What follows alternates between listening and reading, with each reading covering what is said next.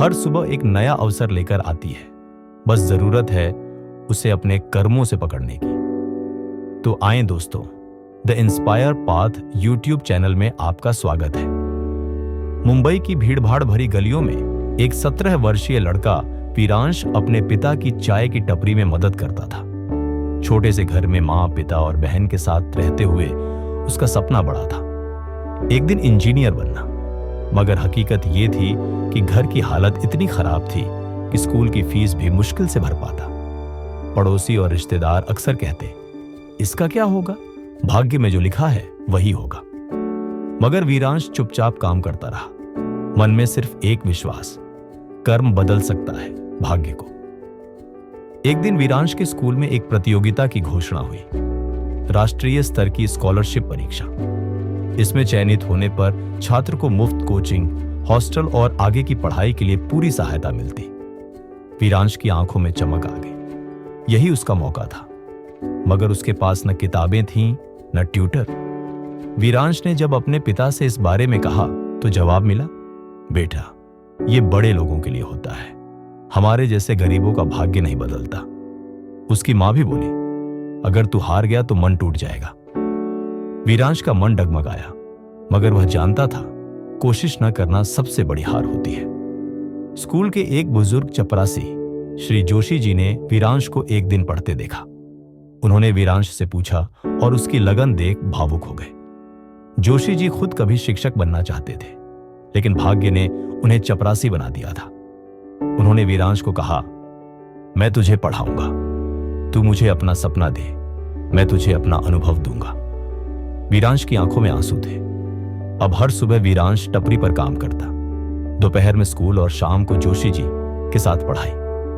रात को छत पर टॉर्च की रोशनी में अभ्यास करता। किताबें न होने पर वह लाइब्रेरी जाकर नोट्स बनाता। कभी कभी भूखा भी सोता, लेकिन अपने लक्ष्य से नहीं डगमगाया।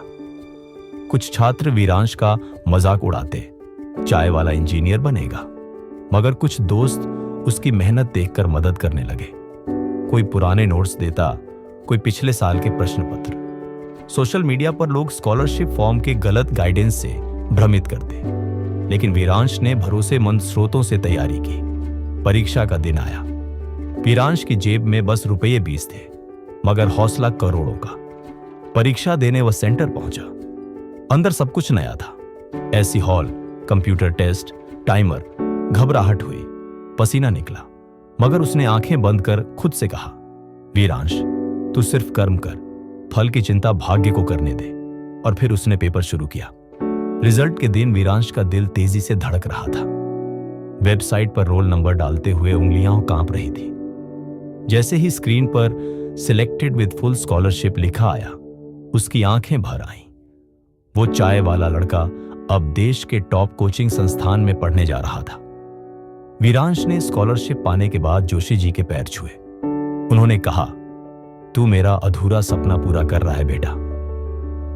अगले हफ्ते उसे नए शहर के लिए निकलना था, जहां उसे हॉस्टल, किताबें और सब कुछ मुफ्त मिलने वाला था।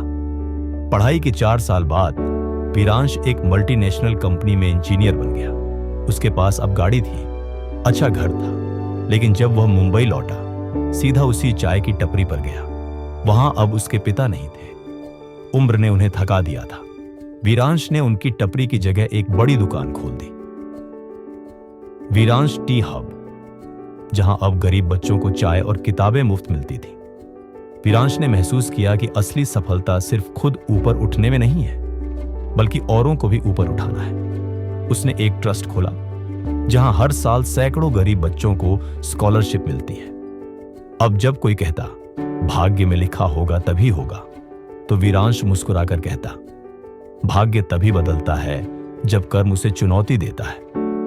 जब भाग्य और कर्म टकराते हैं तो जीत हमेशा उसी की होती है जो डट कर कर्म करता है। भाग्य बहाना है, कर्म कहानी है।